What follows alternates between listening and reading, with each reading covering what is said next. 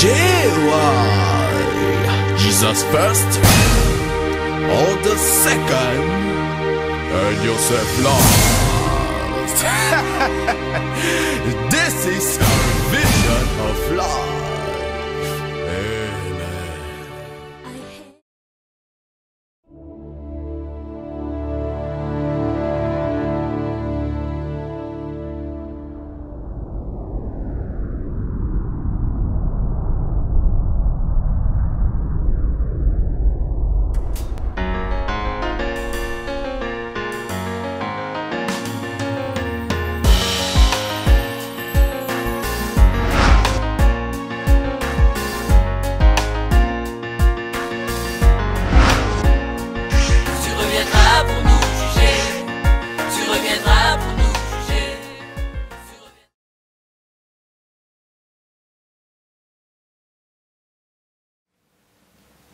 Bonjour à tous, bienvenue sur votre nouvelle émission I Need Air, l'émission à destination de la jeunesse, une jeunesse qui souhaite mener une vie équilibrée en harmonie avec la parole de Dieu.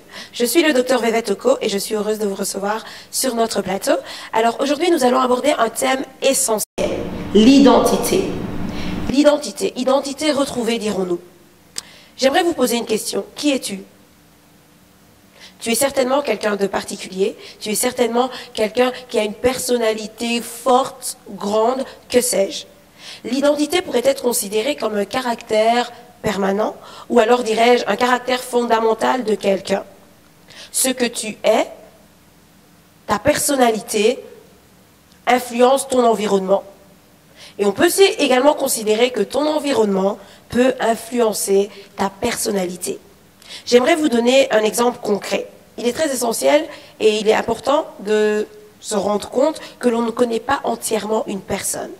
C'est ainsi qu'il peut arriver que tu aies une relation amicale avec un ami et tu te rendras compte qu'il arrivera un moment où cet ami aura une réaction ou alors un trait de caractère qui va sortir et tu diras « ça fait 2 ans que je te connais, mais en fait, j'avais jamais remarqué que tu étais comme ça. » Ça fait 2 ans que je te connais, mais là, tu viens de me surprendre. Parce que ce trait de caractère, je ne le connaissais pas. Et alors, tout ça pour vous dire qu'on ne connaît pas entièrement une personne. On ne connaît pas entièrement une personne, mais sachez également qu'on ne se connaît pas entièrement à 100%. Lorsque je parle de l'identité, personnellement, je pense à ma carte d'identité. À la question « Qui es-tu ?», je répondrai « Je suis ». Je suis Vévette Oko. Un nom, un prénom. C'est ce que l'on retrouve, par exemple, dans une carte d'identité. On retrouve également un élément essentiel, un lieu, le lieu où tu es né. Par exemple, me concernant, je suis né à Kinshasa. De ce fait, on peut considérer que Kinshasa est un lieu qui donne une indication sur ma personne, sur ce que je suis. Le lieu influence ce que nous sommes. Et aujourd'hui, j'aimerais vous amener à considérer cela, que le lieu où vous êtes influencera votre personne. Mais vous avez également la possibilité, vous, en tant que personne, en tant que caractère fort, d'influencer votre environnement. Considérons ceci. Il y a le moi. Me concernant, c'est Vévette. Je me tourne vers le tableau et je dirais ceci. Il y a le moi, donc Vévette, la Vévette que moi je connais et que les autres connaissent. Il y a la Vévette, le moi, que moi seul je connais. Il y a également la Vévette, le moi, connu des autres.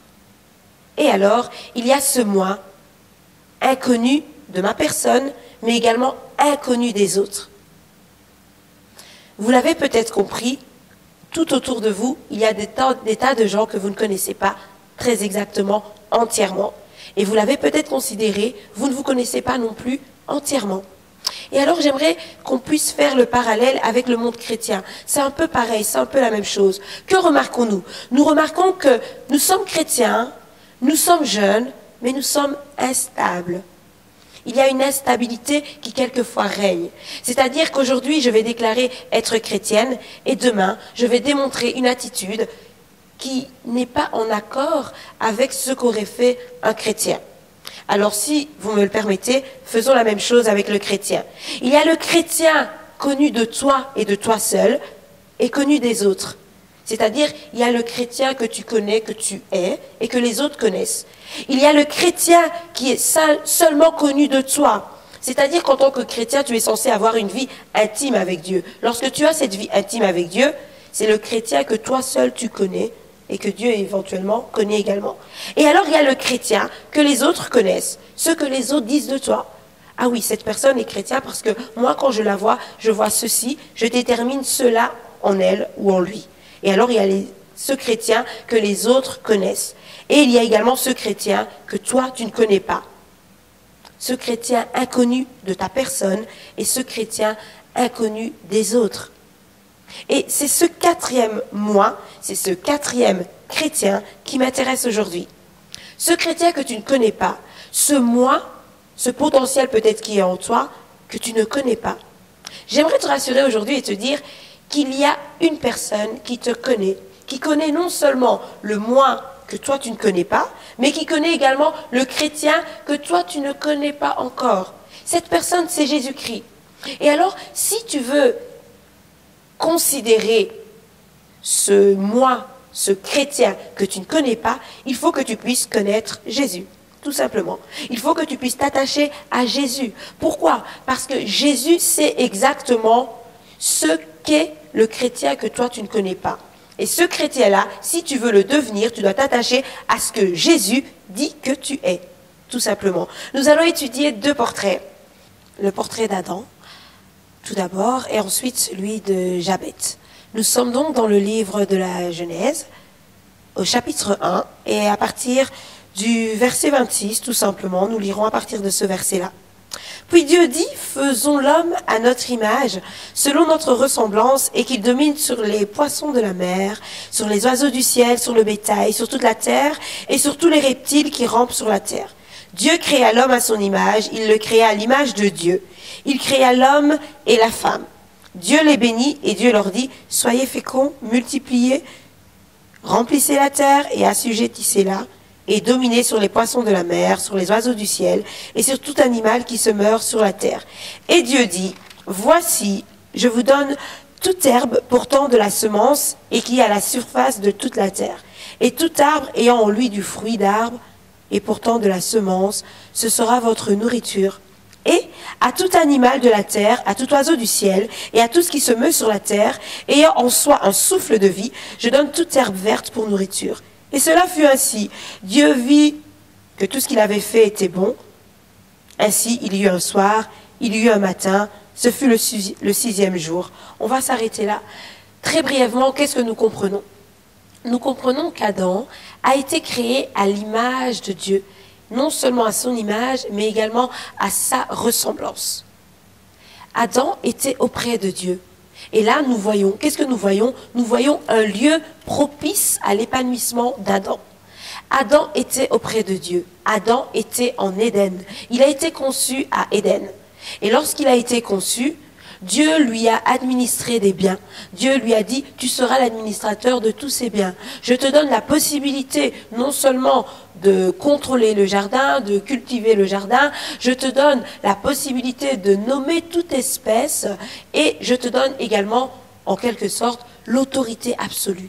Tu as l'autorité absolue. Seule recommandation que je t'ordonne de respecter, il y a 2 arbres.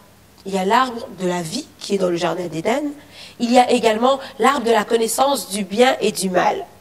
Moi, je te dirais, tu m'obéis. Et ainsi, je dirais, tu ne mangeras pas, d'ailleurs tu ne toucheras même pas du fruit de l'arbre de la connaissance du bien et du mal. Le jour où tu toucheras et où tu en mangeras, tu mourras.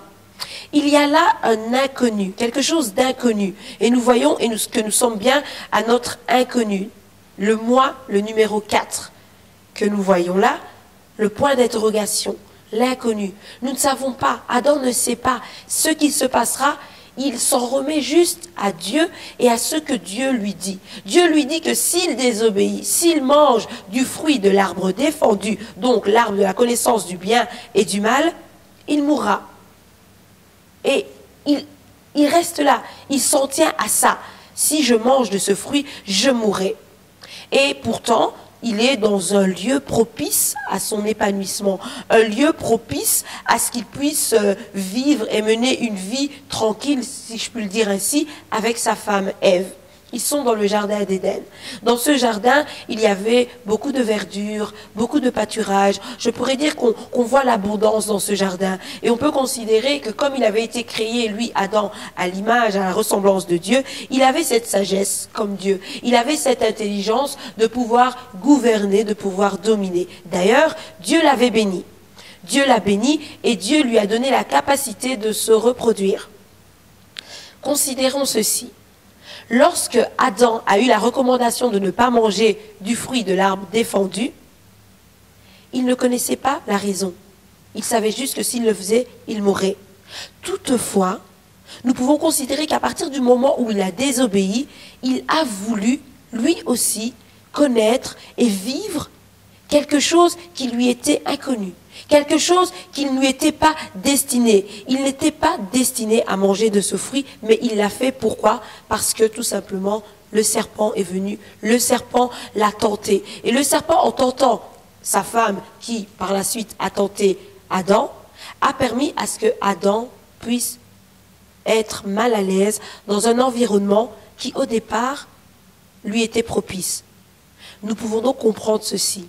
Lorsque nous désobéissons à Dieu, l'endroit où nous sommes, le lieu où nous sommes à l'aise, le lieu où nous sommes qui, quelque part, contribue à notre bonheur, ce lieu-là commence à nous mettre mal à l'aise. Ce lieu-là commence à nous faire sentir que nous ne sommes pas à notre place. En vérité, la personne que j'étais, je ne suis plus cette personne. Et vous remarquerez quelque chose d'essentiel, c'est que Adam a commencé à voir qu'il était nu. Adam, dans le jardin d'Éden, a commencé à se cacher de la face de Dieu. Pourquoi? Parce qu'il avait désobéi. En désobéissant, il a remarqué, en fait, je ne suis plus à ma place ici. Je ne suis plus à l'aise dans ce lieu. Et voilà, j'ai peur maintenant. Je me cache maintenant. C'est bien là le problème. Lorsque nous sommes dans un environnement que nous ne connaissons pas et que nous voulons à tout prix connaître, et alors nous commençons à avoir une attitude qui est en relation avec un environnement que, en quelque sorte, nous ne maîtrisons pas, nous allons perdre notre identité. Adam a perdu son identité. Lui qui était riche, lui qui était gouverneur, lui qui dominait, lui qui nommait les animaux, il est devenu celui qui a commencé à se cacher derrière les arbres. Lui qui avait la possibilité de manger et de goûter à tous les fruits de tous les arbres qui étaient là, hormis l'arbre de la connaissance du bien et du mal, il en est venu à se cacher de la face de Dieu. Il en est venu à être mal à l'aise dans ce jardin qui était pourtant sa demeure. C'était le lieu propice à son épanouissement. Et ce lieu propice à son épanouissement, suite à sa désobéissance, est devenu pour lui, je le dirais ainsi, un enfer. Alors quelquefois, nous, chrétiens, nous sommes comme Adam, présents près de Dieu, auprès de Dieu. Éden était ce lieu où Adam était auprès de Dieu. Il avait une relation intime avec Dieu. Et lorsqu'il a désobéi, Éden était pour lui devenu un lieu qui pointait son mal-être, qui pointait sa désobéissance. Nous, quelquefois, nous sommes avec Dieu et lorsque nous lui désobéissons, cette désobéissance entraîne en nous un mal-être. Et nous perdons notre identité parce que nous vivons ce mal-être. Et le lieu qui nous influençait positivement devient le lieu qui commence à nous influencer négativement. Adam n'était plus à sa place. De ce fait, il avait perdu son identité. Il se devait d'être en dehors d'Éden. C'est ainsi qu'il quittera Éden. C'est ainsi qu'il sera voué à lui-même. Je peux le dire ainsi.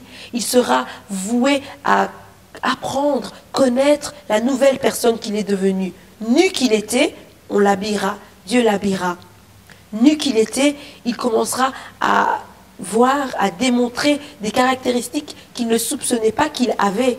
Pourquoi? Parce que lorsque tu commences à avoir peur, lorsque tu commences à être mal à l'aise dans un environnement qui autrefois était propice à ton bien-être, tu commences tout simplement à devenir une autre personne.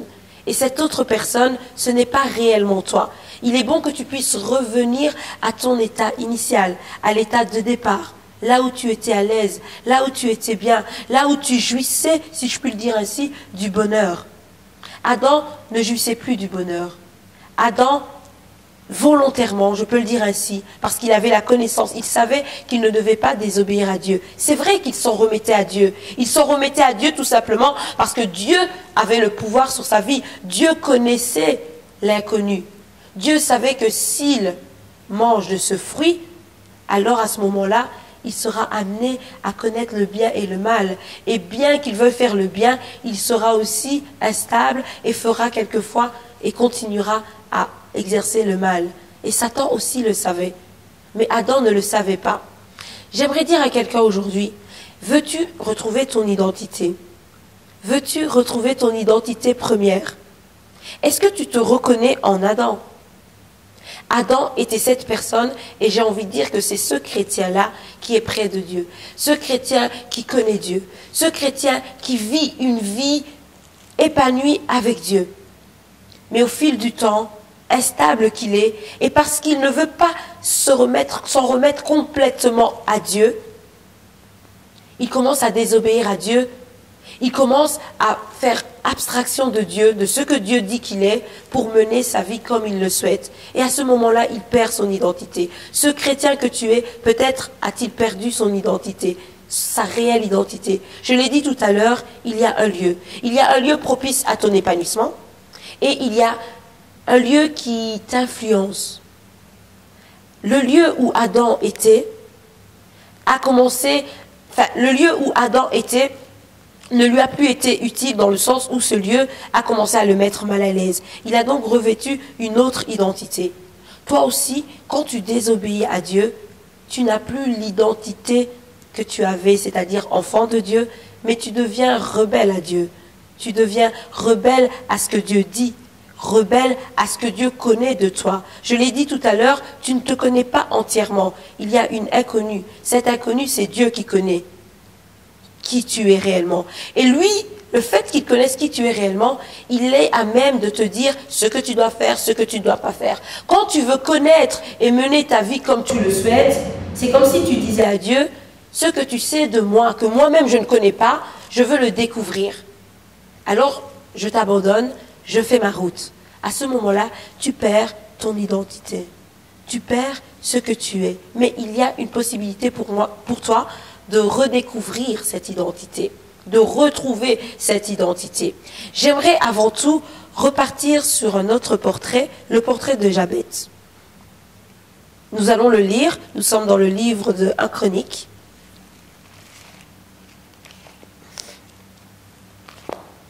1 Chronique au chapitre 4. Et alors nous sommes au verset 10.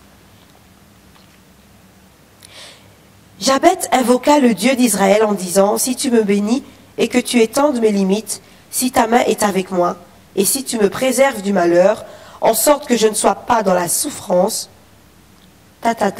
et Dieu accorda ce qu'il avait demandé. » Jabet signifie souffrance, Jabet signifie douleur. Je l'ai dit, il y a un environnement qui t'influence. Quel est cet environnement pour toi? Peut-être que c'est ta famille, peut-être c'est le nom que l'on t'a donné. Jabet est ce garçon qui a été conçu dans la douleur. Il a été conçu dans la souffrance. Et de ce fait, sa mère l'a appelé Jabet. Jabet signifiant douleur. J'aimerais te dire que lorsque je te dis que ton environnement t'influence, tu peux considérer que ton environnement, c'est peut-être un membre de ta famille. Ton environnement, c'est peut-être ta culture. Ton environnement, c'est peut-être les coutumes qu'il y a chez toi. Ton environnement, c'est peut-être encore ce que tu acceptes, ce que les autres disent de toi.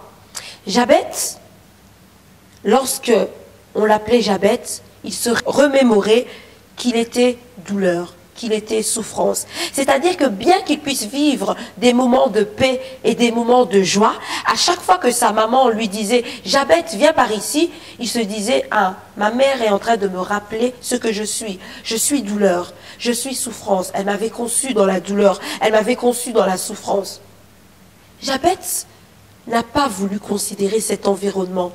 Ce que lui imposait sa mère, ce que lui imposait sa famille, Il n'a pas voulu considérer cela. Et qu'est-ce qu'il a fait? Il a adressé une prière à Dieu. Parce qu'il s'est dit, bien que mon environnement m'impose ce nom, Jabez, douleur, si je me confie en Dieu, si je m'en remets à Dieu, à ce moment-là, je crois que je vivrai autre chose et que mon identité sera différente. C'est ainsi qu'il adressa cette prière, Seigneur, si seulement tu daignes étendre mes limites.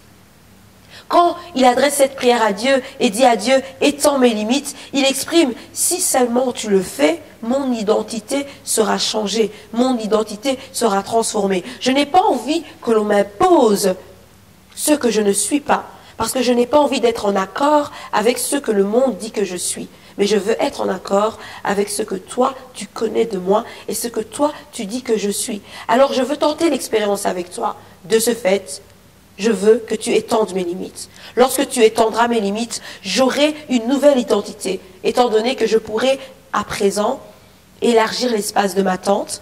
À présent, j'aurai la possibilité de faire ce que je ne pouvais pas faire. À présent, les autres verront en moi quelqu'un qu'ils ne connaissaient pas. Et leur langage changera. Je ne serai plus Jabez, souffrance, douleur, mais je serai ce que Dieu dit que je suis. Alors Seigneur, étends mes limites. Peux-tu toi aussi refuser l'environnement qui s'impose à toi? Es-tu toi aussi prêt à refuser la vérité ou la réalité que les autres disent de toi, que les autres pointent dans ta vie? C'est essentiel. Nous avons donc vu deux portraits. Adam. Adam qui est un chrétien, je peux le dire ainsi. Admettons que tu sois Adam, tu es ce chrétien zélé. Et il y a une inconnue que tu ne connais pas. Et seul Dieu connaît cette inconnue. Et au lieu de t'en remettre à Dieu, malgré les dires de Dieu, tu désobéis à Dieu. Et alors te voilà dans le monde, revêtu d'une nouvelle identité. Et tu es frustré, tu es en frustration avec toi-même, étant donné que ce que tu étais auparavant n'est plus ce que tu es à présent. Et alors tu es perdu. Et il y a également Jabez. Jabez, lui, c'est l'environnement qui s'est imposé à lui. Jabez, c'est sa famille, sa maman, qui l'a nommé Jabez, souffrance, douleur. Et lui, il a refusé cela. Il a dit, moi, je ne serai plus souffrance, douleur, mais moi, je veux m'en remettre à Dieu. Alors, j'aimerais savoir, veux-tu retrouver ton identité? Tout d'abord, quel portrait te correspond le plus? Celui de Jabez ou celui d'Adam? Étais-tu ce chrétien zélé qui a désobéi à Dieu et qui a perdu son identité? Ou alors, étais-tu cette personne qui fait face tous les jours à son environnement et qui un jour se rend compte, mais en fait il y a un Dieu qui me connaît et un Dieu qui peut me permettre d'avoir une toute autre identité. Alors veux-tu t'attacher à lui? Pour retrouver ton identité, il suffit de t'attacher à Christ. La Bible déclare, car Dieu a tant aimé le monde, qu'il a donné son Fils unique Jésus-Christ, afin que quiconque croit en lui ne périsse point, mais ait la vie éternelle. Le quiconque ne sait pas qu'il peut avoir la vie éternelle, mais Dieu sait qu'au travers de Jésus-Christ, quiconque, toi, qui as perdu ton identité, tu peux retrouver une vie éternelle avec Dieu. Alors si tu t'attaches à Jésus, si tu t'attaches à Christ, tu retrouveras ton identité. Parce qu'à présent, ce ne sera plus toi, mais ce sera Christ en toi. À ce moment-là, tu ne considéreras plus ta vie, tu ne considéreras plus l'environnement autour de toi, mais tu considéreras Dieu seul, tu considéreras Jésus seul. Et j'ai envie de lire ceci, nous sommes dans Jean, au chapitre 1.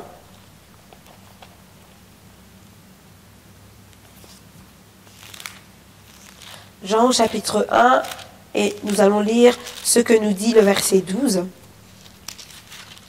La Bible déclare ceci: mais à tous ceux qui l'ont reçu, et on parle de Jésus, à ceux qui croient en son nom, elle a donné le pouvoir de devenir enfants de Dieu, lesquels sont nés non du sang, ni de la volonté de la chair, ni de la volonté de l'homme, mais bien de la volonté de Dieu. À tous ceux qui ont reçu la parole faite chair, à savoir Jésus-Christ, la parole a donné à ces personnes le pouvoir d'être appelées, de devenir enfants de Dieu. Et ça ne dépendra plus d'un homme, mais ça dépendra seulement de la volonté de Dieu. Que dois-tu comprendre? Tu dois juste comprendre que ton identité ne dépendra plus de toi, mais dépendra seulement de la personne de Dieu. À ce moment-là, de quoi veux-tu t'inquiéter? Parce que si Dieu te dit que ton identité dépend de moi, attache-toi à Dieu. Et tu n'auras plus à t'inquiéter de ce que tu es, de ce que sera ton lendemain. On a trop souvent tendance à dire qui suis-je, où vais-je, quel est le sens de ma vie? Les réponses se trouvent en Christ. Tu deviens enfant de Dieu lorsque tu acceptes, lorsque tu reçois Jésus-Christ. Et alors, si on peut également lire dans le livre de Romains, au chapitre 8 et au verset 7. L'affection de la chair est inimitié contre Dieu parce qu'elle ne se soumet pas à la loi de Dieu et qu'elle ne le peut même pas. L'affection de la chair, ce que ta chair te recommande de faire, est inimitié auprès de Dieu parce qu'elle ne se soumet pas à la volonté de Dieu. Elle ne se soumet pas à la volonté parfaite de Dieu qui connaît exactement ce que tu es. Alors ne t'attache pas à ta chair. Ne cherche pas à demeurer en frustration avec ton ancienne nature, mais cherche à présent, réellement, à vivre en communion avec Jésus. Si tu acceptes Jésus-Christ, tu vis une vie en communion avec lui, tu ne fais plus qu'un avec lui. Et j'ai envie de te dire, lorsque tu te regarderas dans le miroir, ce n'est plus toi que tu verras, mais c'est Jésus-Christ. Peux-tu considérer, peux-tu me dire, lorsque tu te regardes devant une glace, que vois-tu? Est-ce que tu te vois toi en tant que chrétien, chrétien que tu dis que tu es, ou est-ce que tu vois le chrétien que Dieu dit que tu es? Parce qu'il faut savoir une chose, il y a l'homme que tu dis que tu es, il y a l'homme que les autres disent que tu es, et il y a l'homme que Dieu dit que tu es. Il y a ce chrétien que Dieu dit que tu es. Mais alors, où te situes-tu? L'important, c'est Christ. Suite à tout ce qui a été dit, j'ai à cœur de faire un appel.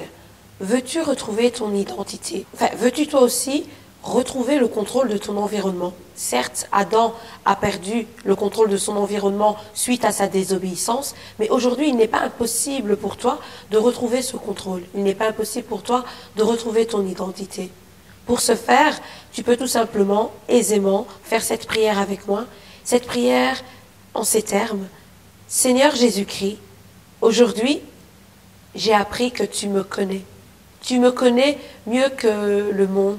Tu me connais mieux que moi-même. Alors, je décide de m'en remettre à toi complètement. C'est ainsi que j'aimerais que je prends la décision de ma propre volonté de t'accepter dans ma vie comme Seigneur et Sauveur.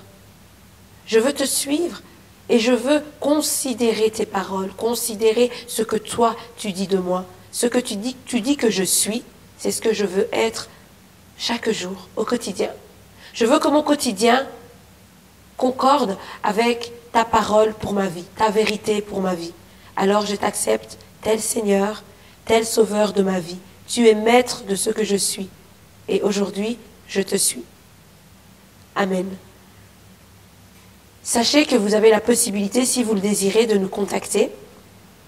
Quel que soit le sujet, peut-être est-ce un sujet de prière, peut-être avez-vous tout simplement envie de nous faire un retour, un feedback sur ce que vous avez entendu. Vous avez la possibilité de le faire. Nous sommes joignables. Vous pouvez tout simplement nous contacter sur notre adresse email, à savoir info@goa.com. Cette adresse est en train de défiler ici en bas de vos écrans. Vous avez également la possibilité de nous contacter directement par téléphone. Nous sommes humains, donc quelquefois c'est mieux d'avoir un contact téléphonique. Voici le numéro de téléphone à contacter. 0488 14 06 57. Une chose à inclure est tout simplement la raison de votre appel, l'objet de votre email, à savoir émission I Need Air. Que Dieu vous bénisse. Nous nous retrouverons prochainement et j'espère avoir énormément de retours de votre part. Que Dieu vous bénisse. Et retrouvons-nous sur goa.com.